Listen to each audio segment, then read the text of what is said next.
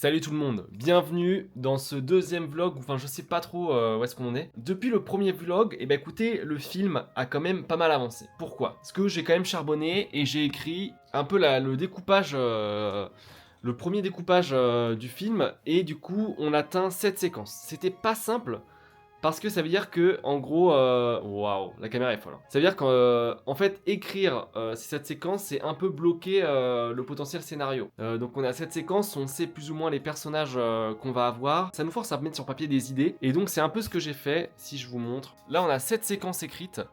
Attention, hein, je mettrai en flou pour pas que vous lisiez tout ça. Bon, on a cette séquence avec les dialogues, les lieux où ça se passe, et tout ça. Et du coup, ça m'a aussi donné pas mal. Ça m'a inspiré en fait. J'ai commencé les concepts. Alors, c'est peut-être aussi le moment de vous révéler un peu un truc du film. C'est que dans le film, il y aura une espèce de course.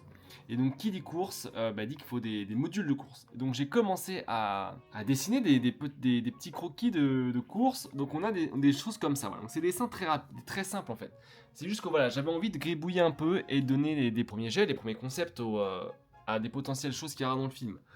Donc on a pour l'instant, j'ai dessiné rapidos quoi, 7 modules de course qui sont des croquis qu'il va falloir travailler, pousser, etc. C'est juste, je voulais commencer à poser des idées sur papier. Donc voilà ce que j'ai fait. Mais c'est sûr qu'il y a encore beaucoup de taf, hein. Là ça ressemble un peu à rien. En parallèle, j'avance aussi en R&D des petites choses qui pourront être sympas à vous montrer. Peut-être que j'aurai un truc concluant à vous montrer d'ici là quoi. De son côté, Camille teste des trucs en testuring sur un modèle d'un personnage qui ne sera pas dans notre film, puisque c'est ce modèle d'un artiste qu'elle aime bien, qu'elle a refait sur Substance Painter. Est-ce que tu dirais que ce que tu fais va nous aider pour le film? Alors déjà oui, parce que ça me permet de m'entraîner et ça c'est pas négligeable parce que ça faisait genre un bail que j'avais pas fait de texturing. Et au niveau de la modé, ce qui était cool avec ce modèle, c'est que genre c'était juste la tête. Parce que ce qui est compliqué en fait quand on commence un projet aussi, c'est de savoir où s'arrêter et des fois on se lance dans des projets trop ambitieux. Le cas de notre film, let's go. Et du coup, c'est quelque chose où on a tendance à vouloir abandonner ou à le laisser ou enfin à pas pousser jusqu'au bout. Et donc là, c'est hyper cool parce que ça, c'est ma référence et ça, donc c'est mon modèle 3D. Si je décoche tout, Substance, c'est hyper cool pour texturer des trucs et c'est sûr qu'on l'utilisera sur notre film. Donc tout ce que fait Camille, c'est pas perdu quoi. là, ce que vous voyez, donc au niveau des dents, donc des gencives, des yeux et tout, donc tout ça, j'ai pas encore fait de vraie passe de texturing, j'ai mis un matériel procédural dessus. Et donc après, je suis venue peindre à la mano ce qu'il me faudrait. Donc là, actuellement, c'est ce qu'on appelle une normale pour voir les détails qui ont été faits sur un modèle plus poussé, donc un high poly, ça s'appelle. Hop, Tu et vas les donc perdre avec là, des techniques c'est là. vrai, il y a des chances. Mais comme ça montre que c'est stylé, tu vois. Comme ça montre qu'on utilise des mots compliqués pour vous faire croire que c'est dur ce qu'on fait. Alors que pas du tout. Malin ça, hein. Là, par exemple, à la base, il y a beaucoup de reflets. On dirait qu'elle est hyper glossy. Et donc, ça s'appelle la rawness. Et donc, là, je l'ai enlevé pour qu'on ait un effet crayonné, en fait, dessiné. Je sais pas pourquoi tu fais un gros jeu sur moi. Donc voilà. Et là, l'enjeu, c'est d'avoir, en fait, un texturing qui a un effet peint à la main, notamment, vous voyez, là, sur le nez. Hop. La bouche, c'est en cours, et donc tout ce qui est les petites taches, les petits trucs comme ça. Donc ça, c'est le dos, et hop. Et donc là après, il me restera donc à faire les cornes, les yeux, les dents et tout. Et comme ça, une fois que j'ai fini ça, moi, ça me fait un petit entraînement aussi. Ça me permet de préparer aussi potentiellement des choses qui pourraient marcher sur nos modèles. Et ensuite, on aura toute une phase de R&D pour voir à quel point on doit modifier des choses pour que aussi tout ce qui est lié à l'environnement, les props, donc c'est les petits objets et les personnages, soient raccord dans ce qu'on appelle la direction artistique.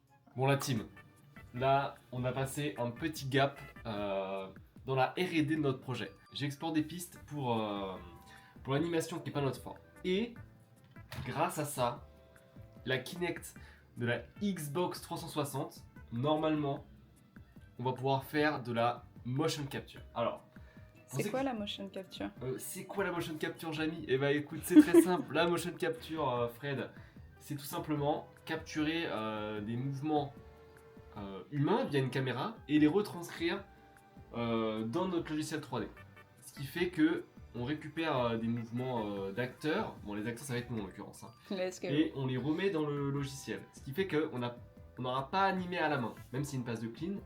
Donc j'ai fait du rétro-engineering de baiser mental pour réussir à faire fonctionner cette merde sur mon ordinateur. Le setup est assez, c'est route de fou, c'est clownesque même. Donc je vous propose de déjà regarder le logiciel là, c'est quand même assez dingo. Hein. Donc la caméra en fait voilà, et elle filme un peu voilà tout ça. Et grâce à la passe de def, on voit ici, qui veut dire profondeur, en fait lui il arrive à voir où ton corps est dans l'espace. Et donc capturer le mouvement. Donc, cette caméra qui date de je sais plus quand va réussir à nous capturer le mouvement. On va faire un test et je vais vous montrer tout de suite comment ça marche. Alors, donc là vous voyez la team. Donc regardez. En fait ça c'est Camille qui est détectée par la Kinect. Donc le but de l'opération c'est de orienter la Kinect correctement pour que Camille soit bien en face, qu'elle fasse ce qu'on appelle une T-pose, comme ça, voilà. Et que du coup, le logiciel, il comprenne bien. Alors, donc là, l'objectif, ce qui est chiant, c'est qu'il faut que je mette correctement la Kinect pour que ça fonctionne bien. Donc je vous mets là, les gars, et on essaie de faire ça. Donc là, Camille, elle bouge, voilà, yes. Yes, ok, c'est bon. Alors, donc là, qu'est-ce qui se passe? Donc ça, c'est Camille. Camille qui bouge.